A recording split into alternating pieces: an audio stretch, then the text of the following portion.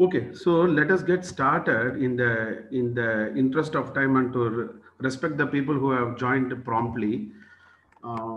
Welcome you all to this particular session. I know it's a Saturday evening. You have actually taken up the interest to be a part of this particular webinar to actually learn more.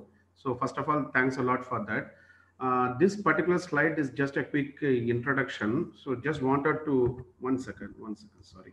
Yeah, just wanted to let you know who am I and what am I doing in the world of Agile. From there, we can actually probably get into the crux of the crux of the webinar. So in terms of my IT experience, like as mentioned in the slide, I do have a 19 years of experience and somewhere probably close to 12 years in the world of agility. So recently I have been, particularly embarked upon this particular vision and mission to actually take these particular agile transformation and business transformation as much as people do possible, and also doing a personal transformation in the lives of some of my mentees. In terms of the academic qualifications and all those things, I have actually mentioned to all here. I do hold a BE and an executive MBA, and I've also completed a certification from Indian Institute of Management, Kozhikode. So this is my LinkedIn profile. This particular slide is not just to get familiar about myself to you all. So, okay. So before I begin this particular session, I have already went through the Google Forms of those people who have actually submitted. No, when I actually sent the link, and I have factored that particular expectation backlog, and based on that only, I have also prepared the slides. So the way in this particular no this particular webinar will be hosted is we will be we will be talking about the basics of agile transformation, why do we need to do it, and what needs to be done, how to start the journey, and how to keep going, and most importantly, how to sustain the journey. Probably I may need to just give a glimpse of my agile mentorship program, followed by the Q&A session. So actually let us actually begin the webinar. So here, this particular slide, I just wanted to know what could be the possible reasons for the projects to actually fail. So the reason why we are actually discussing about the failure, basically about the failure points is because when you do your agile transformation roadmap, or when you do your agile transformation strategy creation, and also for further planning, you can have a cautious exercise on all these particular potential failures. So leaving aside this particular failure, whatever mentioned in this particular slide, can you share from your own real-time experience what could be the reasons for a failure? I just wanted to know from some of you, please. Yeah, hello Balaji. Yeah, This is Puneet Gupta. yeah. In my experience, I think it is mismatch of expectations with the stakeholder. The expectation has not been set properly. So in agile world, we basically don't talk about pre-constraints much, but setting the right expectations, I think that is one of the reasons why agile projects are failing. Thanks for giving an opportunity to share my views. Yeah, thanks. So, okay, so as mentioned, one is the expectation mismatch, or we have not set the expectation correctly. Okay, okay. Any other parameters or thoughts? Yeah, hi Balaji, this is Mohit. Yeah, Mohit. So I worked in several projects, and what I feel is like earlier I was into a waterfall model, Okay. and felt there is like there was no tracking of the no tracking and planning of the development phases, where the builds are not getting deployed, and in the last the testing oversight and the practices fails. And then project fails because it's not completing on time. Okay, okay. Thanks. Any other reasons? Anyone want to go, please? Balaji, this is Anbu here. Yes, Anbu. So what I see is alignment between various levels. Okay, that's a good point indeed. Okay. When that is not rightly set, right? So it may have a very drastic impact on the entire So transformation. in the best interest of the people, can you just explain a line or two, right? What do you mean by alignment at various levels? Say for example, for each transformation, there is a goal of a transformation. Correct, correct. Right? If the goal of the transformation is not passed across all the levels, people at the lower end may not know why they are participating in this transformation. Okay. So when they are not aware of that goal, purpose of doing it, right, they may go astray. They may start questioning certain things which are happening as part of this transformation. Correct, correct. Okay. So let me actually go with the flow now. If you guys have anything else, you can probably ping in the chat, or you can just park it as it and we can take it in the question and answer. So now we actually came to know, okay, why does some of the reasons the project fail is we don't have clarity on the requirements, and we may not have a robust process. Sometimes we are not doing the sometimes we are not doing the early validation of the code, because primarily testing will be seen as the fag end of the funnel. So by the time the code is getting pushed to the testing environment, the testers don't have a real sufficient time to do the validation and the verification. So the similar reasons what makes the projects fail, some of the reasons could have a overlapping or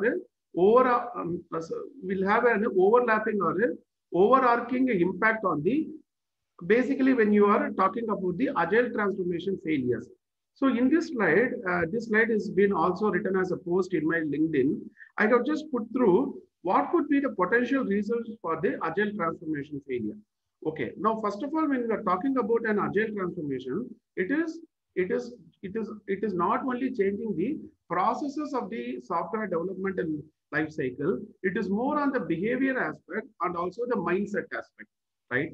Because people need to be attenuated to the new way of working, because people have been working in a particular fashion for a predominant span of time, whatever be the reasons, and now you are trying to change the behavior of them by using some new way of working. So typically agile transformation, one second, if you put it in slideshow, are you guys are able to see this? Yes, Balaji, we are able to. Yeah, thanks. So typical reasons for failure could be, first of all, the leadership buy-in is not there. I fully agree. I have worked in umpteen transformations wherein distinctively I can tell based on my experience. I have worked in transformations wherein the leadership team also participate in most of the ceremonies, or we have a delegate at least. And I have worked in some transformation just for the namesake, they have the leadership support. And getting funding for transformation is also a challenge. So, which could be the first thing. The second thing could be believing we are done, because you need to create a transparency and an alignment in terms of the success criteria for the transformation, right? Because what you perceive as a success is something different from someone else. So we need to have a common understanding or a shared goal. Okay, so what is the definition of the success of this particular agile transformation, or rather, how does success look like for me in that context? Then failure to frequently measure progress towards the objectives. So in terms of the team level demo, in terms of the system demo and the solution demo, because as far as an agile engagement is considered, it is basically working software over comprehensive documentation. Though we have value on the right, the value on the left is more than the value on the right. So going forward, whenever you are talking about an agile transformation or rather an agile manifesto, also include the footer line. Without including the footer line, like value on the right is more than the value on the left. If you just tell the 4 lines, may not be, it is more holistic. Okay. So fail to frequently measure the progress towards the objective, ignoring the importance of a culture. So recently, I have been working on some of the transformations wherein we have something called phase 2 or a wave 2 part of the transformation. So when someone says wave 2, what it generally means is that wave 1 was not successful.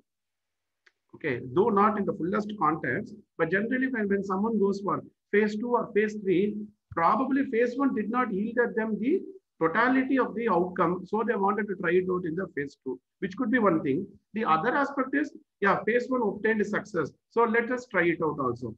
But what I'm trying to tell is, generally in some of the engagement, as far as my experience has been considered, we actually touch upon the culture in the phase 2 or phase 3. wherein we do some process changes, some kind of a new way of a modeling, wherein the behavior will be, see, because culture is something which you cannot measure in a number. It is not a quantitative indicator. So we used to come up with the survey results. We used to come up with a we used to come up with a questionnaire kind of thing, and based on the answer to those questionnaire, probably we can take a look into the culture. Then the next thing is underestimating the resistance to change and no focus on organization change management aspects. Okay. So one of the reason why market or the industry takes an experienced person for experienced guy to do an agile transformation is it is not for the agile part, it is for the transformation part. Because learning a Scrum and Kanban may not take more than a month for you to learn and then practice it. But the other aspect is the transformation. How are you going to do a change management process or a model in the client ecosystem? So we have some industry proven practices. Okay, just to optimize my bandwidth, let me go on this off in the video. Once we take up the question answer, I will come back. Okay, so when you do a particular agile transformation, you also need to understand the organization change management, because you are trying to induce a change in the system, and predominantly the change will have a resistance or a negative impact at the beginning of the journey. So how are you going to mellow down the impact of the change? Because people should not feel transformation as one more burden on the top of the existing work. So how do you maneuver through the constraints and then keep the ball rolling? So which is more on the transformation part. And then we are going to look into the outsourcing your transformation. Means some of my clients, what they do is that they just call some other vendor to do an assessment, and they just outsource it. So the internal organization guys may not support it, because they actually see a virtual wall between the so-called external vendors who are doing the transformation and the internal organization guys. So both the teams are not able to gel, and quite as obvious, failing to address the internal politics or the bureaucracies. Then failure to change the existing performance and the reward schemes, because organization says that we all need to work as a team. But when it comes to performance appraisal, much of the company is doing only what kind of performance, annual based performance, and a kind of a bell curve model, and not investing sufficiently in the people, getting to know the people. See, the moment we are not creating a buy-in of the people to do that transformation, then probably the transformation may not resonate well with this shared goal. And treating agile as a tool or a process and not a mindset. Because like most of you know, implementing Jira, implementing Rally, implementing version 1 by itself may not give you total agility. Fully agreed, doing that, actually when you do the ceremonies or the cadences, when you do all those things, it will give you process agility, but may not give the organizational agility or the enterprise agility or the strategic agility. So these are all some of the reasons, possible reasons or potential causes for agile transformation to fail. Let me take a pause here. Anyone want to comment any points?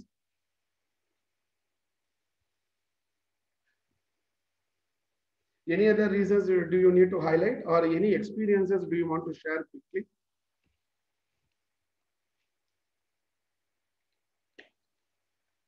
Yeah, hello Balaji. This is Puneet Gupta. I just wanted to understand that failure to address internal politics, the lack of leadership and executive support. Related to these 2 points, I have a question. If you allow, can I ask? Yeah, go ahead, please. Yeah. So actually, we have seen in my experience, agile transformation is basically top-down approach. So, and I have also observed there is lack of leadership support and lack of leadership support. I just wanted to know from you and other panel over here, other experts, that while it is a top-down approach, what is the reason that leadership support is not there? And as an agile transformer, how can we ensure that we get leadership support or executives? That is my question. Okay, so let me share quickly whatever thoughts come to my mind, because this question is a multifaceted question, means it has multiple aspects or dimensions. See, one thing is that as far as the leadership is considered, they are more towards the top line, bottom line.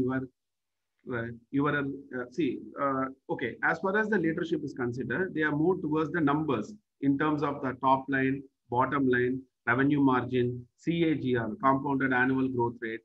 And I feel it is also the responsibility of the agile coach or the change agents to convey to them in the language the business understands. Because we cannot expect a leadership team to understand something based on the terms like velocity, throughput, burn up, and the burn down chart. Marrying or tying the knot between your agile transformation outputs to the business outcomes is something which is actually missing in today's current scenario, based on my experience. Because what actually happens is that the guys on the agile front are actually very good in terms of their project level metrics and portfolio level metrics, but they are not able to map it to the business outcomes, saying that by the reduction of cycle time to 10 to 15%, okay, the sprint after sprint or PI after PI, how does your revenue margin shoot up? So somewhere in one of the posts in my LinkedIn, I have written an article saying balance sheet driven agile transformation. You take a balance sheet of a particular portfolio, understand the components or the constituents of the balance sheet, then are you able to come up with a strategy which will have a significant positive impact on your balance sheet numbers? If not, it may not resonate well, which is my perspective. Someone could add more points if you want. Yeah, it is very true, Balaji. I have also seen the same thing, because leadership only understand the revenue and a margin of profit of it. They pick up the work on a basis of, okay, $300 million project it is, $400 million project is, and we can complete that in 2 hours. They just made the decisions there on a fly. But once it comes to a ground reality, when we are starting a project and in a planning phase of it, or let's say in execution or delivery phase of it, that time when hiccups come, then they strictly, treat us like they are the masters and we are the animals, and they are treating us, get it done, get it done, get it done. That's all. So, what happens is that everyone is actually speaking or echoing based on their own experiences and the perception. So, from that context, I have worked in multiple engagements, and luckily in some of the engagement, we had a support from the leadership team in terms of the budgets being rolled out for agile transformation. And what we had is we created something called a outcome-based plan. So in the forthcoming slides, like I will be touching on it. So let us park here in terms of this slide. We will come back, based on the interest of the time. So let us go to the next one. One second. 1 minute. So here, why agile transformation? Okay. So now I need to touch upon a bit of something called this agile planning, because it is a myth in the industry, as if whenever we actually hear the word agile, many people may have a perception that we are not doing any planning itself. But totally it is a wrong one, because as far as an agile engagement is considered, planning is even more needed, because here the scope is variable. Even for if you are doing some planning for, but what it says is that we cannot plan everything upfront. Let us have a progressive elaboration based on the cone of uncertainty. So you have your daily planning, then you have your sprint planning, then you have your release planning. You can even put your PI planning here, because PI planning is more on the PI objective fulfillment. Release planning is more on the go live, which is the production deployment. And this particular thing will ideally should be a subset of your product roadmap, followed by the product vision, right? So if you are building a product has a vision in place and its intended target audiences, and you have some product roadmap in place saying which particular feature need to be prioritized, which particular feature need to be completed within the next quarter. And when you are converting it into a project management terminology like milestones, major release, minor release, go live, deadlines, then it is called as a release planning. But inside release planning, you may have your program increment planning, which is a bigger container planning. Within that, you have your sprint planning, also called iteration planning. Then you have your daily planning, which we do in a daily stand-up call. So these are all the different levels of planning, okay, which we most of us know, but just wanted to know, emphasize on the significance in terms of the agile planning in the context of agile transformation.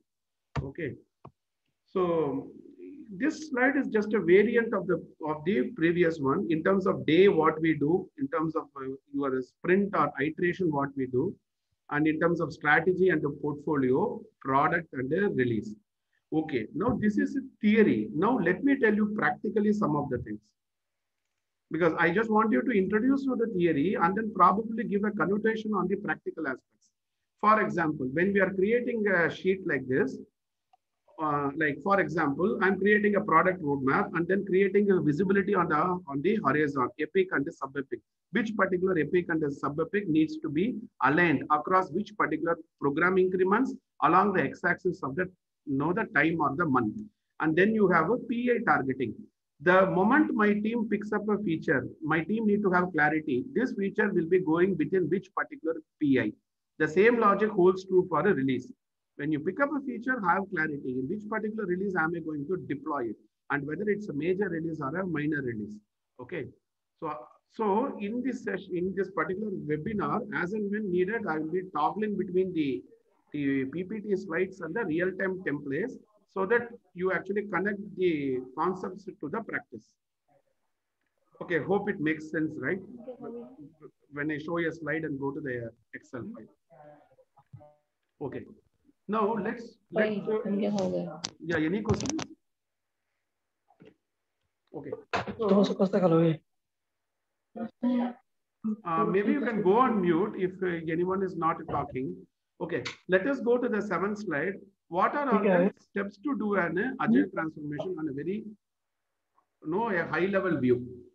It is not mandatory that you may need to follow everything. But I'm just giving okay,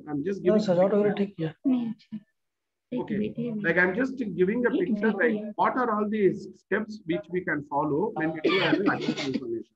Maybe a minute to take a look into the slides, please. Like into the points. Yeah, Balaji, can you give me a host, because I want to mute this participant. Sorry? Vijit. Yeah. Okay, not a problem. So there is one person like okay, so he has gone mute. Yeah, go ahead. Okay.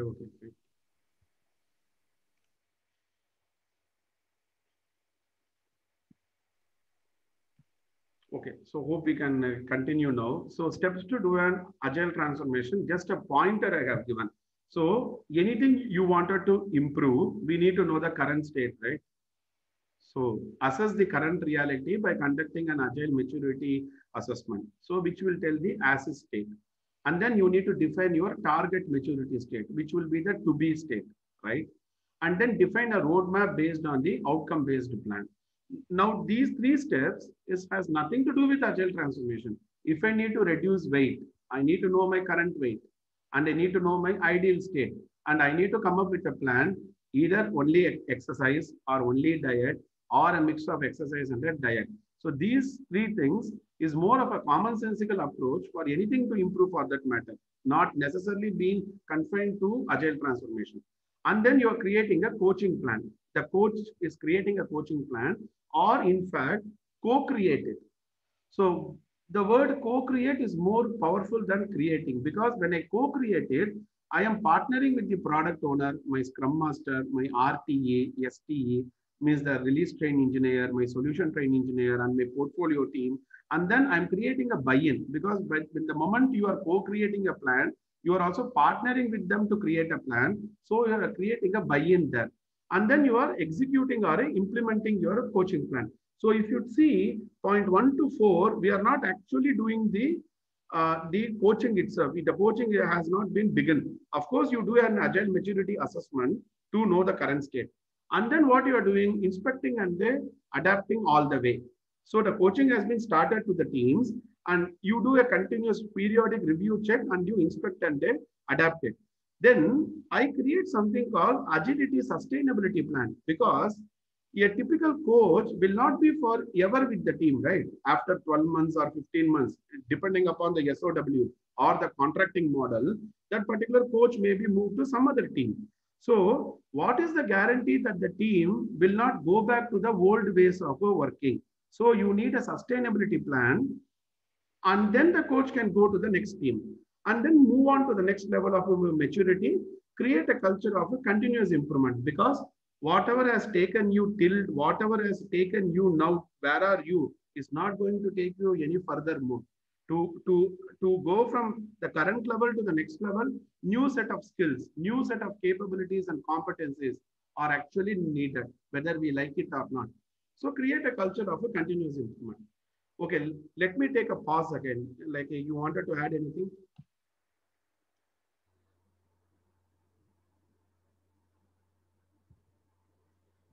Okay. If not, I will keep going in the interest of time. Now, one point to mention here. Here, the fifth point, I have mentioned execute or implement your coaching plan. Whenever you hear the word coaching plan, don't always think that it is only coaching the team. I may be coaching my scrum masters. I may be coaching my product managers or program managers.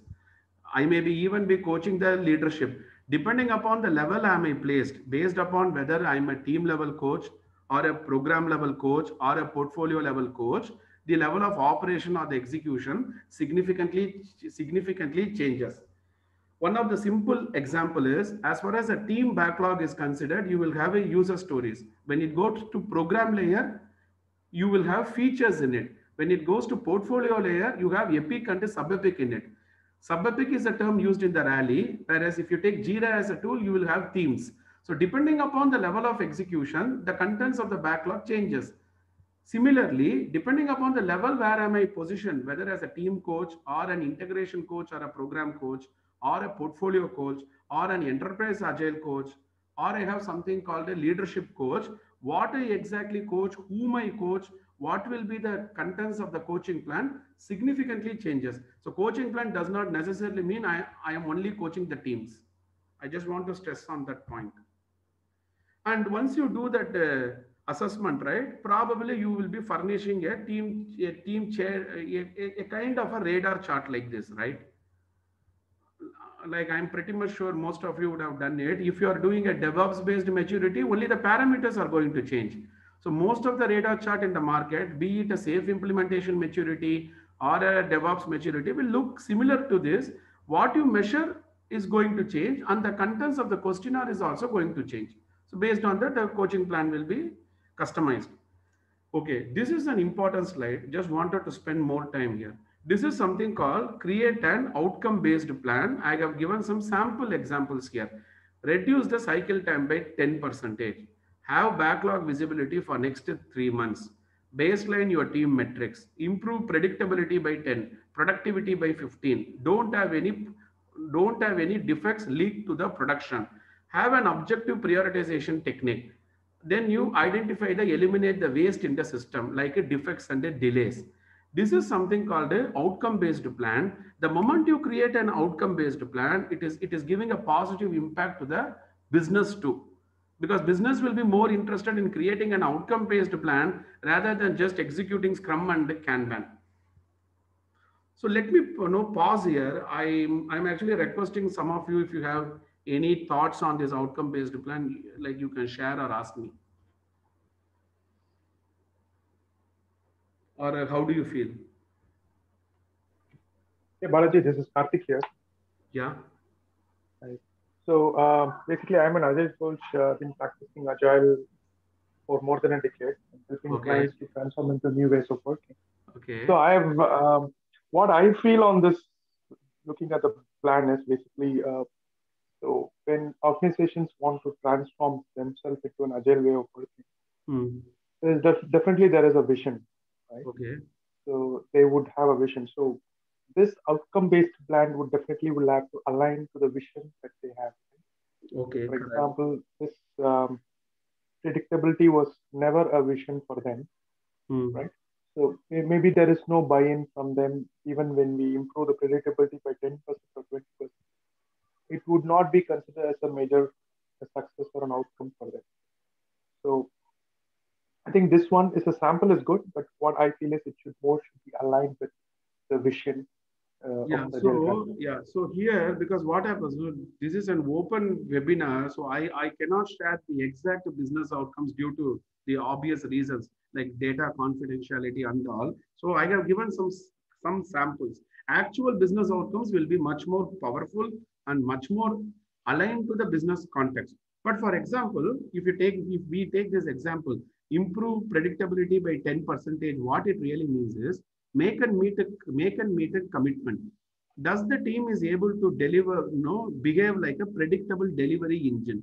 Means if I commit 50 points, am I able to deliver across the sprints, across the program increments, across the releases?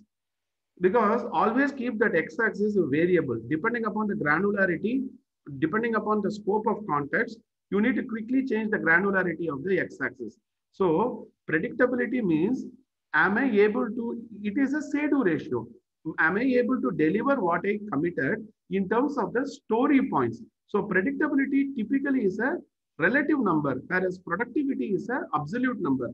How many features delivered per quarter? It's a direct indication of a productivity. Whereas predictability will come in the points, 45 story points, 60 points, 85 story points. Whereas if you take a productivity, how many epics and sub-epics have been delivered per quarter? How many features delivered 3 months? How many user stories deployed in the production per month? Why am I changing the x-axis? Because it doesn't make sense if I tell how many epics or sub-epics delivered per week, because epics or sub-epics are very large initiatives. Accordingly, I need to talk on the granularity of the x-axis. Whereas if you take a feature, probably a month or two. So based on that concepts, I'm just giving an example, and no escaped defects, because let's say a team is focusing on so-called predictability, productivity, they have compressed their lead time, cycle time. But if a team has a lot of defects in the production, then what is the use? So quality is something which we cannot compromise. And then you have something called, do I have an objective way of prioritization? It could be weight the shortest job first, or it could be cost of delay, or it could be envisaged ROI, but some objectivity. And then identify and eliminate the waste. It could be defects, it could be delays, it could be dependencies. So the moment you eliminate the waste, system will improve, the throughput will increase. So from that perspective, I can give only samples. So I have just given a sample. Maybe you can take this as pointers. Probably if you're interested more after the webinar, anyway, we will be connecting offline with actually most of you, hopefully. So at that time, we can actually take it.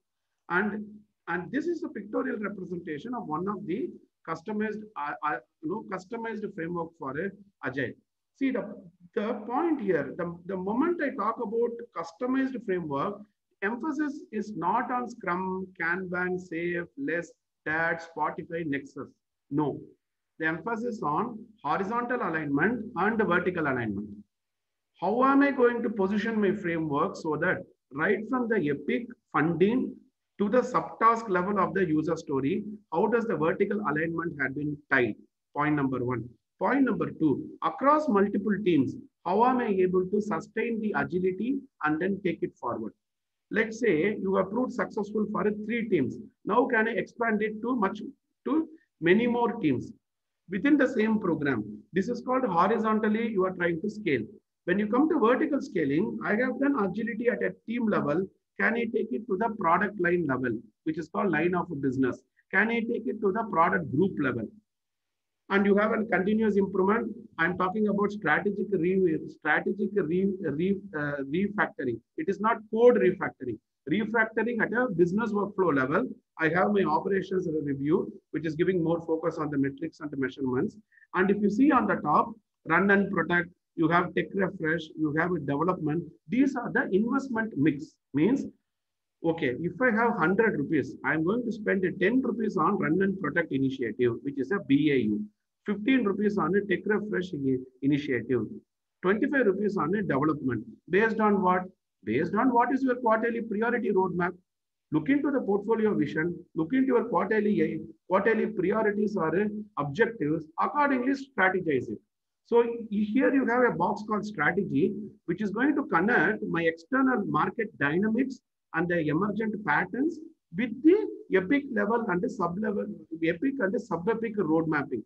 Because only funded initiatives can become a part of the roadmap. Anything and everything cannot become a part of the roadmap. So from that perspective, we have actually just trying to give a visual representation of a customized agile framework. It is an agile framework. It is not a Scrum framework. It is not a Kanban framework. Inside what you put, that you decide based on the work item type of the backlog. Okay. So which is one thing on this. And at every moment, you are still continuing to do a plan, do, check, act, right? You do an assessment, then you coach the team. You take the team from this level to this level. Then you keep on improving. So know the current condition. What is the target condition? Continuous feedback loops will be factored. And then this slide is on some examples for a metrics, because metrics be a sensitive subject, just thought to put some of the metrics. One is on the predictability metrics. So how many points we commit, how many points we deliver. In terms of the productivity metrics, like how many features I have delivered across a quarter or across a month, depending upon the scope and the context. In terms of the lead time and the cycle time and quality. And typically, if you are using a DevOps delivery pipeline, you have a different set of metrics altogether. So if you try to read more on DevOps, be it a greenfield project versus a brownfield project, still you have a lot of metrics. And these are all metrics on the ecosystem: customer satisfaction score, employee engagement, assessed through surveys, and typically a partner health. So I'm not deliberately going to talk more on leading versus lagging indicators here, but just giving a feel of these are all some of the flavors of the metrics.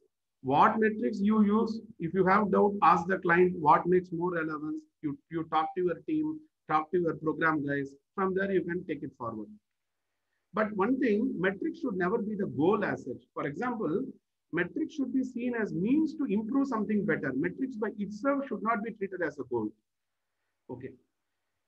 I think from a conceptual point of view, I'm pretty much clear. So probably we can look into the chat for any questions. From there, we can take it forward. Can we take one example? For which one this is?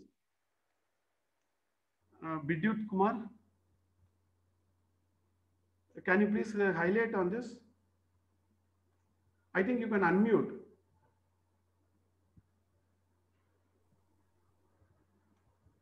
Or rather, I'll keep going. What sort of questions would you ask for agile maturity? Okay, that exactly depends upon why am I doing the agile maturity? What are the parameters? Let me give let me show an example here. See, for example, at a team level, if I'm going to measure, if I'm going to measure, probably these are all the points, whatever is there in the circumference. These are all could be the parameters to measure. So accordingly, the questions will be tailored. See, level 0, 1, 2, 3, 4. If you are measuring, if you're taking architecture as a parameter, accordingly the questions. If you're taking code review, test automation, so depending upon the area, depending upon the parameter, the questions significantly change, which is point number 1. Whereas if I do business agility assessment, business agility has a lot of things: team and technical agility, agile product delivery, enterprise solution delivery, lean portfolio management, lot of things. See the charts here. Because I just don't want to talk in the dark. I just want you to show a real-time template feel. So just trying to share this. But will you take everything? Not necessarily everything at the beginning, because then assessment will be overkilling the team. So that is the reason I'll show you one more chart, which I have done for my safe implementation. See here, I have started with basic assessment. I'm just including 1 or 2 parameters here. Then I go to the intermediate assessment where we do all these things. And then I go to the advanced assessment where I talk about lean portfolio management, organizational agility, and then Kaizen culture. So what you measure depends upon why are you doing the assessment and what is the scope of the assessment. As simple as that. Balaji, one clarification. Yeah. Would it be pertinent to start measuring only when you have attained a certain level of stability. Because what's the point in measurement for the sake of measurement when you're crawling, right? When you're walking, maybe yes, or beginning to walk, you can bring in some semblance of measurements. But otherwise, is there any? I mean, I kind of found out a bit contradictory and a bit detrimental to the progress of the enterprise agile transformations if you start the measurements early enough. Correct. So see, any comments? Yes. I do have some comments. See, in some of the engagements wherein I got brought in the middle of the journey, management or the leadership team wanted me to assess whatever it is as it is, whatever is there, the maturity. But for transformations where I am right from the beginning of the journey, fully agree to your point. It doesn't make any sense if I do an assessment as soon as I started the transformation. At least I need to see. That is the reason we are creating here something called the outcome-based plan. The reason for creating this particular outcome-based plan is when I participate in the team level ceremonies, program level cadences of the team, I will get a feel. Is it a right time to measure it or not? From an organization, you have a calendar, but still as a coach, when I'm interacting with the real time. See, on one more thing, when I say ceremonies, don't please think only team level ceremonies. Start thinking program level cadences. My product owner sync up, product manager sync up, my scrum of scrum, feature backlog refinement, ART sync up. All these are program level cadences. And start thinking about portfolio level cadences, epic and sub-epic cleanup, investment mapping to enterprise business capability mapping, and then tagging it back to the organizational KPIs. In my LinkedIn, I have written an article on that. You may just go through it. All that I'm trying to tell is, it all depends upon wherever you've been positioned in the transformation, maybe in the middle of the transformation. And if the leadership or management team wants you to do an assessment, you also don't have choice. You do an assessment, give them the result, and then keep going from there. Yeah, but that's where you need to bring in that mind shift change. That if a leadership, for the sake of measurement, they are asking for a measurement, you as an agile coach need to do that education to bring about that cultural mind shift, saying that measurement is not everything. In fact, by measuring, you are throttling progress. By measuring, you're impeding progress. By measuring, you're also bringing in additional pressure on the team, which anyway is just beginning to, from crawling to just beginning to walk. Correct. Yeah? Fully agreed. But one point here is that management and the leadership will also listen to my words only when I start showing the quick wins. I need to get them on my side first, right? See, it all depends upon how. I think there is always an element of personal preferences or choice over there as an individual too. The way I work is, if I get into an assignment and if my client wants to do an assessment, first of all, I will set up call with my team and then I will explain them, hey, why are we going to measure now? And what is the business driver or context behind it? And as you have rightly pointed, some of the guys will actually tell me, hey, we have just started the SAFe transformation a week back. This is not a right time. But then,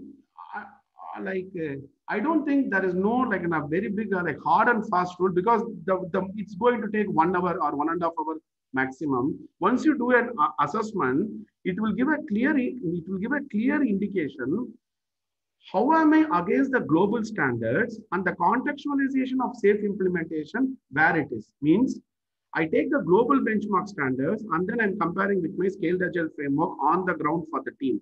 That gap analysis will tell where am I, so that I can go forward from there. Maybe it's a very open-ended question. That's my thought. Balaji, can I add something to that? Yeah, sure. Go ahead, please.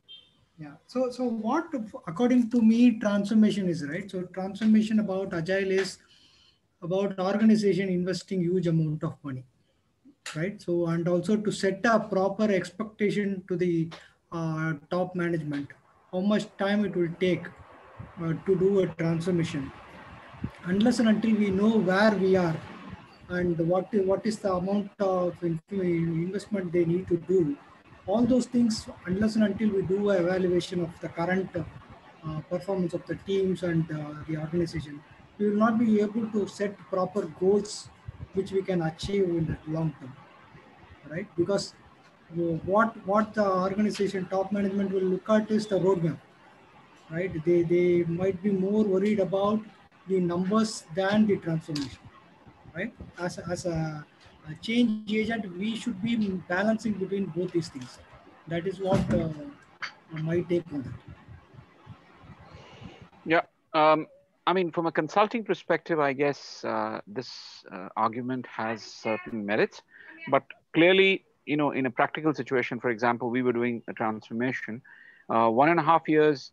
I mean, we found that as we know, the J curve, the performance actually dips, right? And then you start remove. So people started getting worried, and then that's the part that you need that education. Yes, measurement. Once again, measurement for the sake of measurement is, yes, we're ticking the box, but again, the question is, what are we achieving? And that's where we need a bit of maturity within the management team, and they need to be perhaps given a bit of a precursor of what is coming, and then perhaps that's why I said it's all about education, and yeah. it's all about how amenable are. So to the point that yes, we need to start measuring, and senior management, but who is the senior management? It's the director of transformation, or it's the business leader within the transformation, within the value stream. So if he's not amenable to not, if he wants the measurements, then fine. I mean, yes, you can do it, but you cannot see significant gains. At least that's what we learned when we were doing the value stream. Yes, yeah. That's 8 months into the implementation. It's only after 2 years or 1.5 years. Yeah. So much so about, yes, on the SAFe roadmap, they have presented a very pretty picture, but the reality is far from there. Yeah. No, if I can add a couple of points here, right? So there are two ways to look at it. One is the leadership asking us this is one thing, but there could be reasons behind this, because I've been part of playing this role as a consultant and also as an in-house agile coach. So I have played both sides of the coin. So I think in that experience, what I would like to say is, if you are an agile consultant going to an organization, definitely they have some high level of expectations like an agile coach, right? As a consultant, you step in. So there could be reasons why leadership is asking to showcase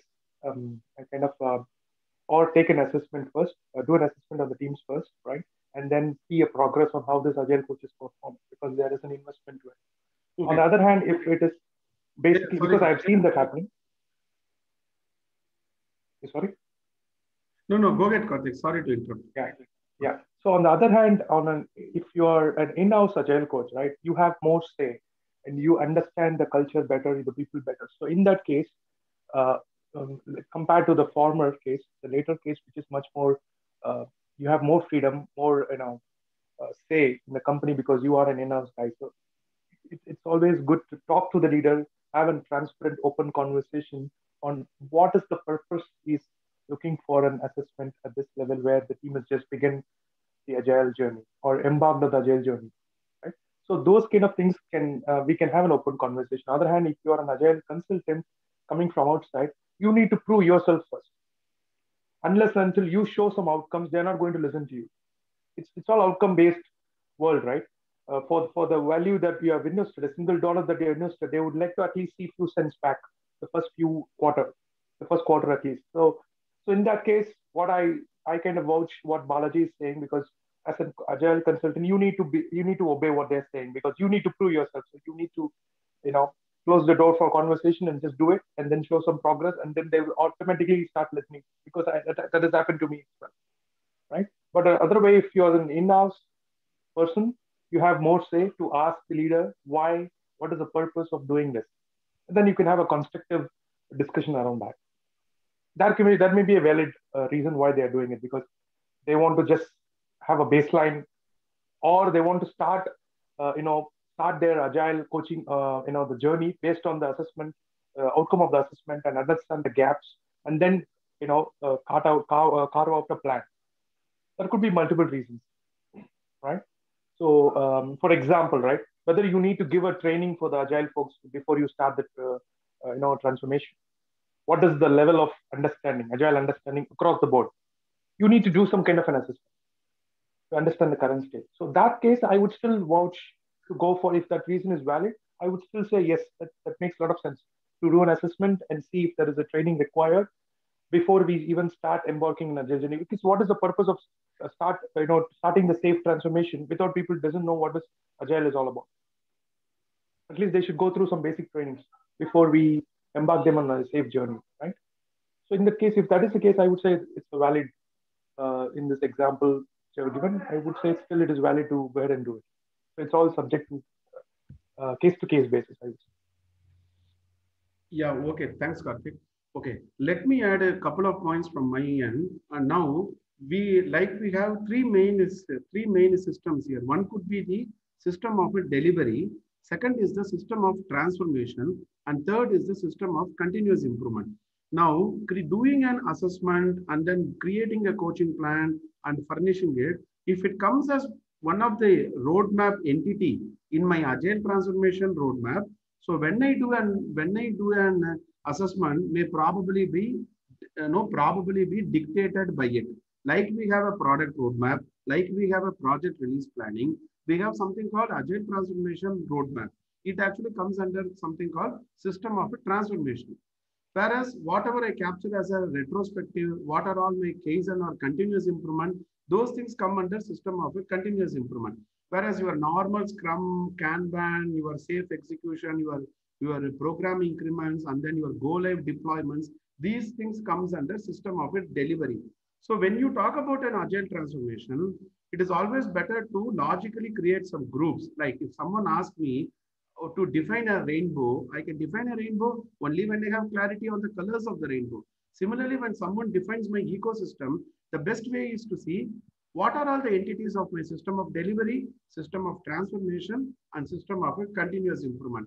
And most probably, most likely, these three things should harmoniously resonate also, which is actually one part. And as someone rightly pointed out, companies and the clients and the leaders should also understand this particular J-curve effect, because at the beginning, let's say the performance, let's say the P stands for performance, and this particular x-axis is the time axis. Basically, at the beginning, when they were executing in the waterfall, at least those guys would be able to give something tangible A. But this change had actually taken them below the current standards.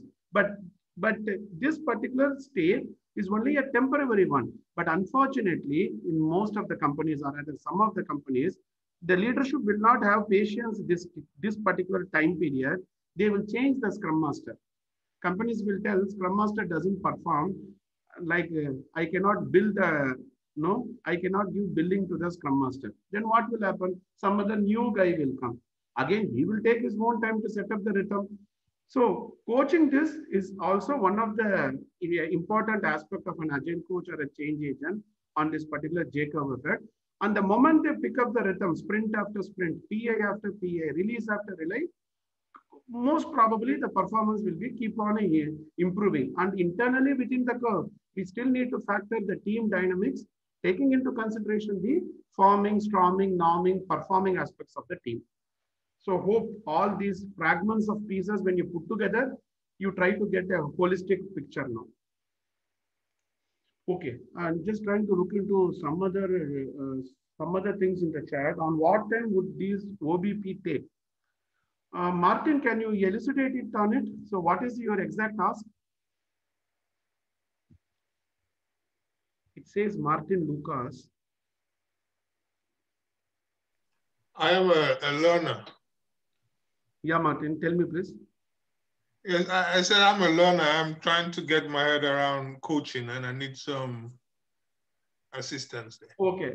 So see, this particular outcome-based plan, you can create an outcome-based plan when you have done some kind of a preliminary assessment on the entire ecosystem. So, okay. Say for example, we have a client and some other external vendor or an agile consulting group guys are having a partnership with this client. So this particular client is very strong in the domain knowledge, But the agile transformation experts are strong in the agile, but they actually don't know the client ecosystem. So both of them should partner together and then start the journey. Okay, if I want to cut a long story short, as actually Simon Sinek says, you need to start with the question why. Why am I doing this particular transformation? What is the need for this particular transformation at this point in time? What are the business drivers or business objectives of this particular transformation? If you have clarity on these aspects, then outcome-based plan will be a subset of it. See, am I doing an agile transformation because of quality issue, or am I doing a transformation to compress my lead time and cycle time to have a faster time to market? Why am I moving from waterfall to agile? Because in some of the cases, if the cost is fixed, if the scope is fixed, if the timing is also fixed, then happily execute the project in a waterfall model. Because not all projects are candidates for agile. You need to do a preliminary assessment. Is this candidate is the right candidate for me to actually pick it up and then put it in a bucket called agile transformation? It's not that everything under the sun can be a good candidate for an agile transformation. But practically, let me tell you, even in an agile transformation, you will still have a hybrid model. You will still have an annual budgeting. But the way you fund the epics and the sub-epics over quarterly priorities can be done in a dynamic manner. So in most of the engagements or most of the organizations follows a hybrid model, 60% agile, 40% waterfall, a kind of a thing, depending upon the level or the layers of a execution. And one more thing, based on my experience, I have worked in some of the engagements wherein at a team level and wherein at a team level and a program level, we have much of the agile-driven practices or processes. When it comes to portfolio level, we still do a traditional model kind of a thing. One point we need to understand here, for example, if I want to implement a dynamic budgeting, or if I want to implement participatory budgeting in tune with the Scaled Agile framework, the fundamental concept is the finance portal of my application should also support dynamic budgeting, right? Because finance as a department, because your enterprise is actually a system. And if you want to do enterprise agility, you cannot do enterprise agility only with a vertical thing called the IT department. Your finance team should understand a dynamic budgeting. Your marketing team and the pre-sales team should understand minimum viable product, minimum marketable feature, minimum marketable releases. Only then all the, see, it is as simple as this. If a particular family needs to be happy, everyone in the house should contribute to the happiness of the family, right? Even if one person is not contributing to the happiness of the family, like, no, I don't think we will have sustainable peace and happiness within the family. Even for family, if you have so many ifs and buts, then think about an organization which is going to have multi-layer building blocks of multiple dimensions. So most of the mistakes, what happens in the industry is people think or tend to assume your process agility as strategic agility, or your team level agility as an enterprise agility. So it all depends upon where are you positioned and what you need to do. So one of the things what I used to do is very simple. When I join a new engagement or a project, first thing I will set up a discussion with my client manager. And I will also set up a discussion with my reporting manager. Okay, like, and then I will ask from them, what am I supposed to do exactly? Because this agile coach is just a terminology or a role. And the particular JD in the markets are just, most of the JDs are fancy, the market flyers. So what am I supposed to do, and how does my own performance will be measured?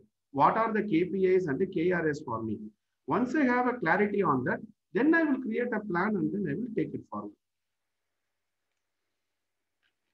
Okay. So I think we are almost close to 8:04. Any other questions?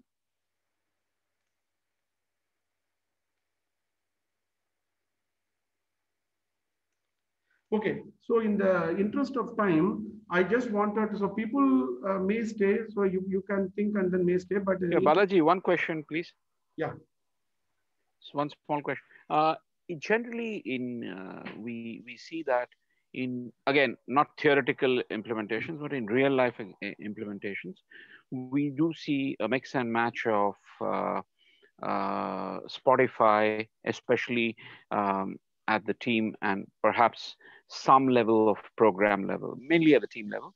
Now, if we have a mix and match, less safe, certain elements of less, certain elements of safe, certain elements of Spotify, and so on and so forth, and even DAD. In such an implementation, just wanted to see your thoughts around what would be the sort of measurement for the team metrics, for the metrics at the team level, program level, and the portfolio level. See, any thoughts? From my perspective, this is my answer, simple answer. I always try to see metrics as independent of the framework used. Irrespective of the framework used, typically we will measure only 4 things by and large: predictability, productivity, responsiveness, and the quality.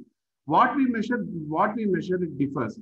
See, at a program layer, we will be measuring feature level throughput.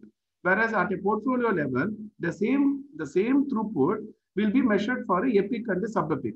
How many epics and sub-epic delivered per annum or per 6 months.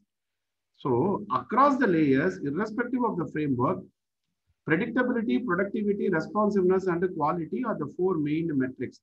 But in one of the engagement where I work, we had a number called the SDPI, Software Development Performance Index. So what we used to do is, we used to take these 4 quadrants, right? Predictability, productivity, responsiveness, and quality. And typically we have used a Rally there. So we take as a workspace level, because Rally treats everything within a workspace. So my workspace, my program workspace, or my portfolio workspace will be compared with all other teams using the same domain. For example, if my client is a manufacturing domain, so we had an additional contract agreement with the Rally team saying that we need some global benchmark numbers from the month after month. So we take the SDPI, Software Development Performance Index, which has been obtained by some mathematical way of factoring these 4 parameters. The SDPI number will be compared against with the similar clients who are using Rally from the same domain.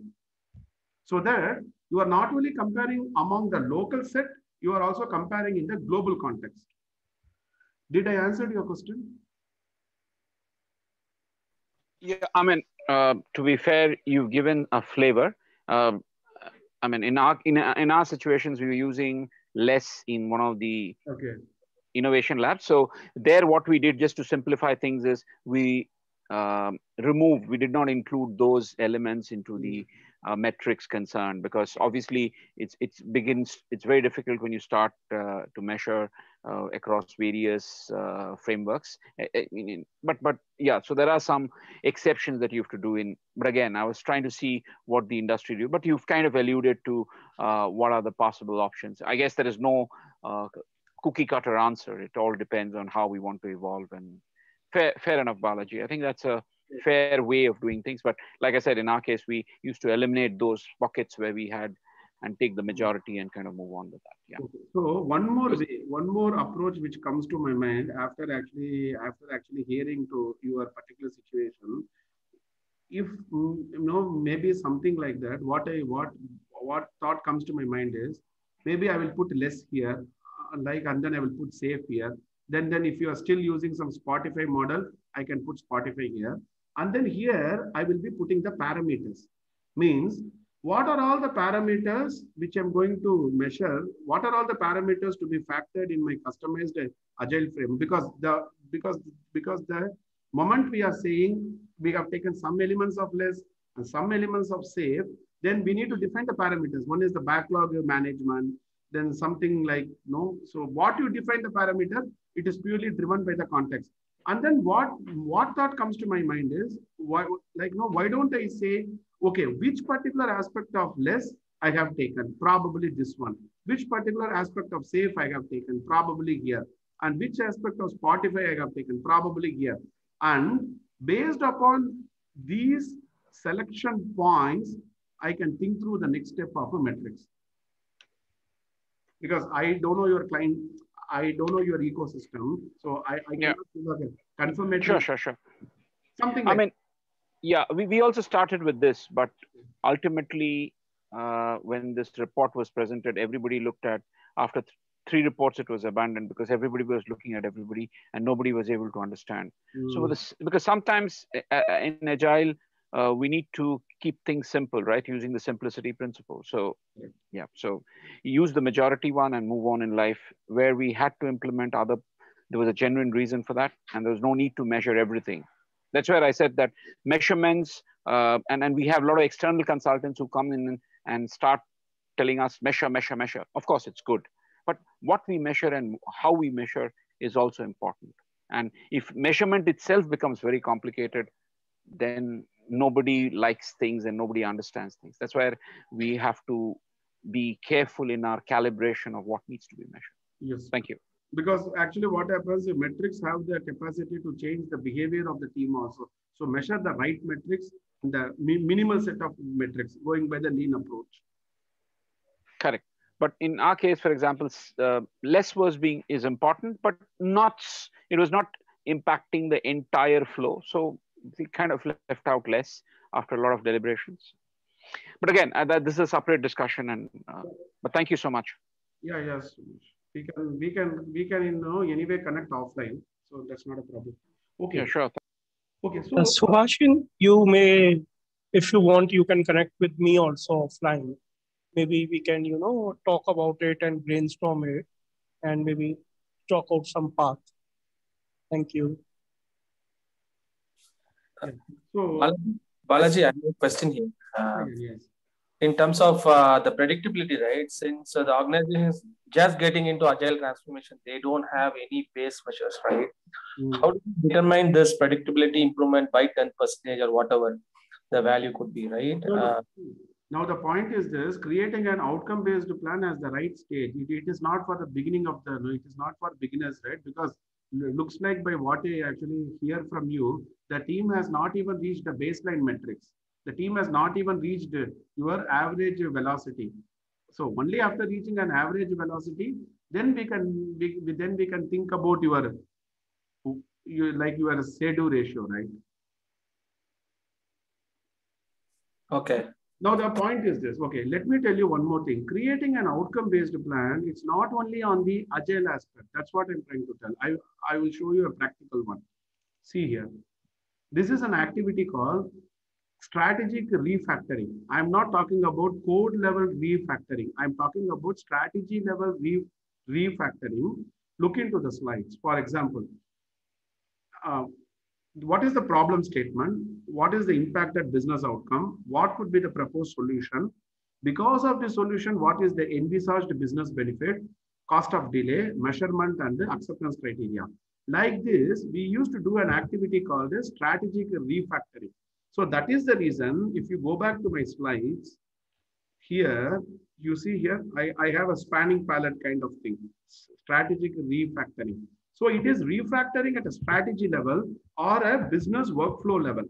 So the moment I do this activity, see, some of the activities will be done at some of the activities will be done at a team level. I'm sorry for this. Okay, some of the activities will be done at a team level, whereas some of the activities will be done at a product line or a line of business level. Some activities will be done at a product group level. So the moment I do these activities, I will get indicators or pointers to this particular slide. What am I going to create as an outcome? Because my agile transformation should also address the current pain point in the system. If I don't tie the knots, then my transformation itself will become a pain point,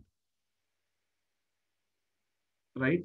So one of the way to do a transformation, okay, this is my perception. You may not agree to it.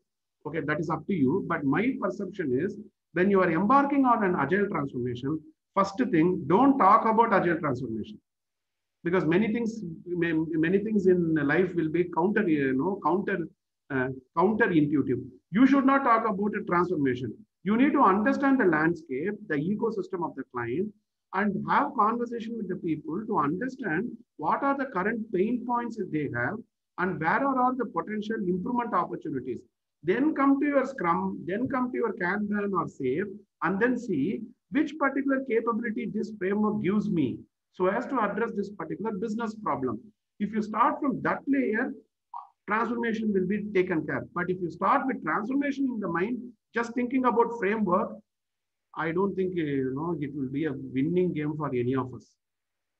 Any perspectives on what I told?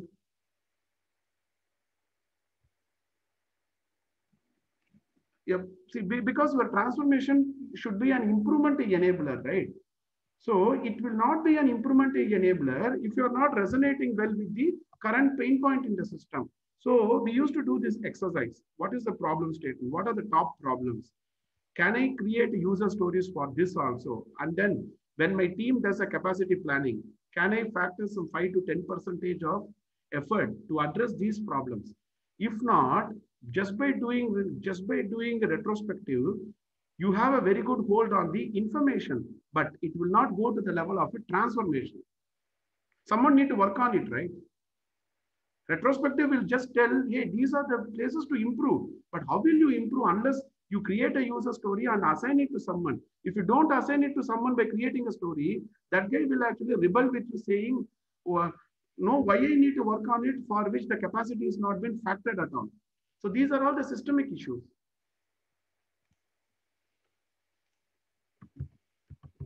Okay. Okay, so I'll just keep going with some of my slides. Maybe needed, we can we can actually come back on the slides. Okay, so here I'm just introducing my own Agile mentorship program. So before I go to this mentorship program, let me actually tell you the intent behind this particular program. I started this. I was doing a kind of an Agile mentorship program for a pretty long time, but recently, like I have created a structure around it, a process around it, and then I have formalized it. The basic reason for this mentorship program is that many people are working as Scrum Masters, many people are working as Agile coaches, but unfortunately, based on the data, on the trend analysis, they are not able to clear interviews. They actually go for interviews, and after only 4 or 5 interviews, they are actually able to clear it. Me as an individual, me too had the same problem. So I thought that, okay, why not come with an mentorship program of different levels, because one size fits all doesn't exist, right? So my particular level 1 will be targeted to those people who are actually struggling to become a Scrum Master. Whereas a level 2 is for those people who are already playing the role of a Scrum Master, kind of a team coach, but they wanted to become an enterprise Agile coach. Whereas level 3, what I have is a very advanced level, wherein if someone has an aspiration to become an Agile delivery head, Agile practice head, and Agile COE head, those people can actually aspire for it. Let me just take a minute to quickly show you to know the lesson plan contents. If you go to level 1, which is the basics, but in basics itself, I am covering 22 or 25 sessions. Let us quickly go through this. See here, I'm starting with Scrum, Kanban, metrics, transformation, DevOps, and then I'm going to the coaching models, scaling models, difference between business agility and enterprise agility, organization change management, SAFe, transformation metrics, and something on extreme programming. And these topics I have added recently. The contracting models on Agile, design thinking, system thinking, mock interview feedback, and 5 dimensions of agility. And then also creating a playbook for sustainability, which I actually mentioned it in the PPT, followed by basics of Jira Rally version 1. This topic is like no one talks about it. Agile architecture and emergent design pattern, only very few forums talk about Agile architecture. This seemed to be a Bermuda Triangle in this landscape. Recently, I have actually introduced this. And now going back to level 2, what I formulated is that, see, these lesson plans have been formulated based upon my experience and much of interaction with industry leaders like you, industry experts like you. Believe me, I have even at least spoken to 80 to 85 people to create this particular lesson plan. So if you go to advanced coaching, I'm actually talking about enterprise agility, plan for strategic refactoring, how to lead an exponential change, how to create a DevOps handbook or a playbook, cultural transformation, For companies like Citibank, of course, now the India operation is coming to an halt as far as Citibank is considered, but still the IT division is actually going to thrive. So based upon that, I have taken some models in terms of cultural transformation, creating product-driven agility, executive leadership, mathematical approaches, and some real-time case studies from companies like Philips, PayPal, and this Standard Bank. And this is something I created a placeholder based upon your interest area. We can customize it. So this particular thing is called a level 2. And coming back to level 3, which is a very advanced one, which I don't recommend unless and until you are at that level. For example, okay, as far as level 3 is considered, what I have done is I have taken my agile transformation experience and then I have blended it with my executive MBA knowledge and my IIM certification knowledge. And then I have created here, okay, how to do a negotiation in an agile contract, how to take care of capital expenditure and operational expenditure, what are all the different dynamic budgeting aspects. So all these things you can go through offline. So I'm not going to explain word by word. Just see, if you just take a look into it, no, this is not something which you do on a daily basis. I'm pretty much sure. So how to have a balance between system of delivery, system of transformation, and system of continuous improvement, and beyond budgeting. I'm sure that some of you know it. We do have an approach or a framework called beyond the budgeting, and how to drive pre-sales, the pre-sales activities. So all these things. So here, if you see, it is not a coaching which happens, over 1 hour or 2 hours. If you see the topics, almost 29 topics, I have formulated in a level 3. And some people comes to me for a JD based coaching.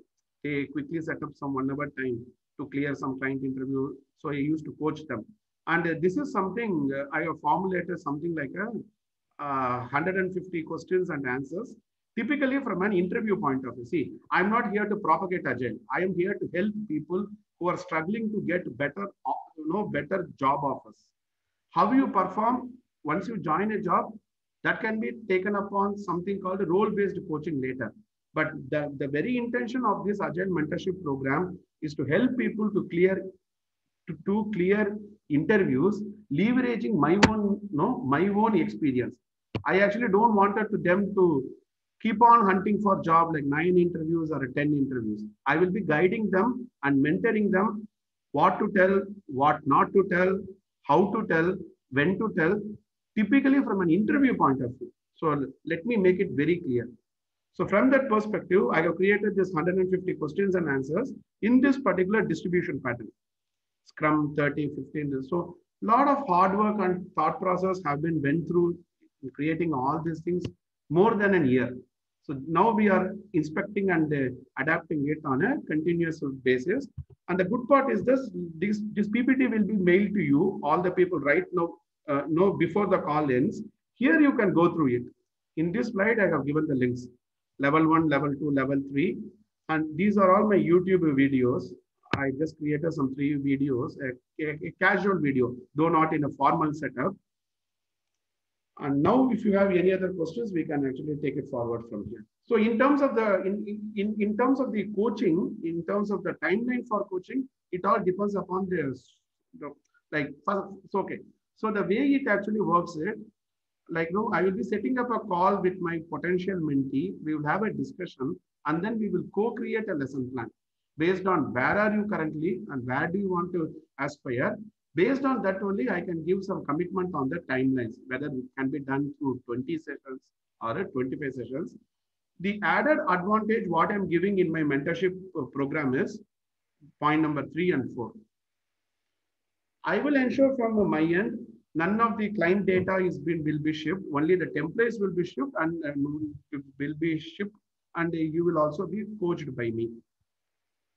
Okay, so I'll take a pause. If you have any questions, we can continue. In the meantime, I will focus on sending this PPT to you all people right away. I will just put it in this chat itself, because I just want this to be sent only to people who are participating here. You can take an offline look, then probably based on your interest, we can connect. How do you feel, guys, after this session? Anbu, do you want to share anything? It is a wonderful introduction about Agile transformation, Balaji. So you pretty much covered about most of the aspects of Agile transformation, and what you are offering also, I see very exhaustive list of yeah, because what happens is that what actually happened is that I have started creating only lesson plan, but one size fit it doesn't exist. So depending upon the contextual need, we need to customize it. Right? I think Deepak, you can go ahead, Deepak, if you want to ask anything or tell anything. No, it was excellent. So it was an eye opener for me, especially on this agile transformation.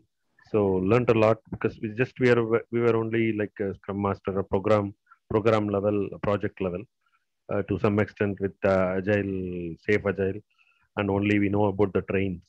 Now on a bird's eye view, when you see on the total agile transformation, I think we need to do a lot of a deep dive so that we come up to that level. We, in the sense, I mean me, yeah. Because Deepak, only a person like you will know the pain point in the system, right? Because I have been performed multiple roles like Scrum Master, Project Manager, Program Manager, then Team Coach, Program Coach, Portfolio Coach, Executive Coach, Leadership Coach. By and large, all permutations and a combination. So I know the pain of it.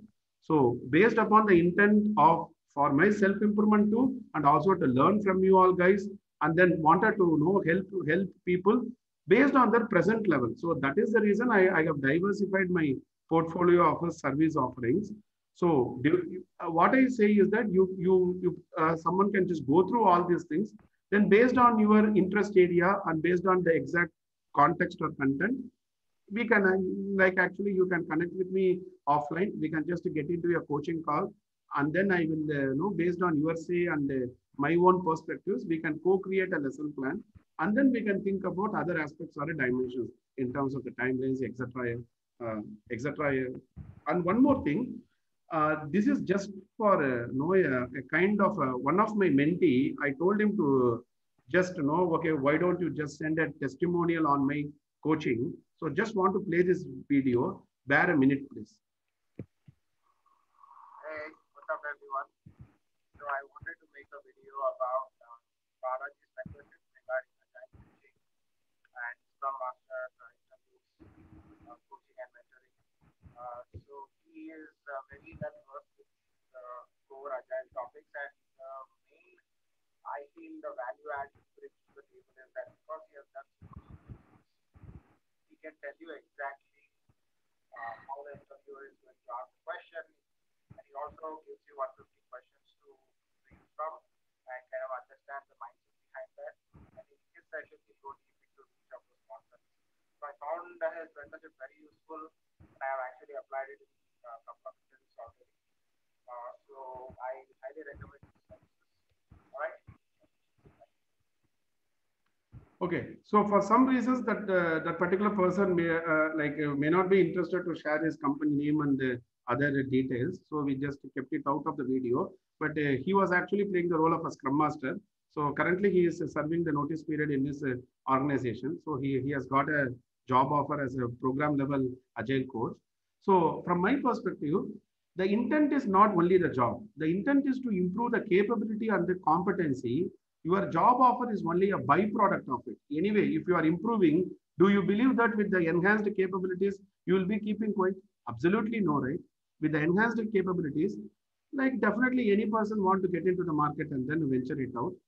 So fine. So first of all, thanks for giving me this opportunity to collaborate with you all too. So hope we will be continuing our journey together sometime. I'll stop sharing. Thank you very much. Thank you very much. Yeah. Thank you, Balaji. Thanks. Hello, Balaji. This is Puneet Gupta. If you have a couple of minutes, actually, I have one question. Yeah, Is it sure. okay? Okay, thank you. Thanks for giving time, especially when 8:30 in the India, and our families are waiting for us. Correct. So thanks for that. One question which comes to my mind, that based on your experience, like what is the timeline that you suggest to organizations for their agile transformation? See, that's a very open-ended question, no? Because in one of my portfolio, when we have embarked upon an agile transformation, it also depends upon the size of the LOB in terms of how many product lines or how many product groups do I need to do the transformation. So typically from 18 months to 24 months. And it also depends upon what maturity state that you want to achieve as a part of the outcome for these particular transformations. Because even in my outcome-based plan, we have level 1, 2, 3, 4, 5. And level 5 is a lean startup kind of a model. Every day the code will need to be shipped to the production, but not all clients want that level of agility too. So probably if you can connect offline with me, no, we can have a discussion on that for sure. But I just give you the high-level notes of the tree. Yeah. Thanks for that. I mean to say, like, see, we do estimations at story level, at epic level every time, right? And we also tell teams to do estimation. So in your opinion, how do you do estimation of an agile transformation? Like, what all parameters do you consider? That was my question. Like, how to do an estimation for agile transformation? Yeah. That's a good question, but I can answer it in this manner. We have done estimation significantly for, let's say, safe implementation for a particular program or a portfolio, and agile transformation will be a part of it. I have done only that kind of models. Maybe I may also need some time to really paraphrase my thoughts, like organize my thoughts. Because let me tell you in this manner, see, even for transformation, what happens, it is again playing with the triple constraints. You have a budget in hand and you have, now the budget is fixed. Now the management will ask, okay, how much will you be able to transform? Will you be able to transform the entire product group or only some of the pieces of the product line? At that time, what we really tend to do is you do a pilot transformation. Take only few projects or the product, okay, you actually take a smaller chunk of the teams, just do a pilot transformation, see how it goes. Based on the pocket of excellence only, then I can give a further commitment. So somewhere we need to begin the journey. So probably if you can connect with me offline, I can give you a detailed description of it. Sure, Balaji. Maybe, thanks for your time. Maybe we can connect some other time. Fine, then thank you all. And thank you. Bye-bye. And in the PPT, anyway, my coordinates and my LinkedIn profile has been shared. So please do feel free to reach out to me if you have any queries or any challenges in your transformation. Let us see what we can do together. Yeah, thanks. Bye. Yeah, thanks a lot, Balaji. It's a very great initiative. Thank you so much. All right. Bye. Bye.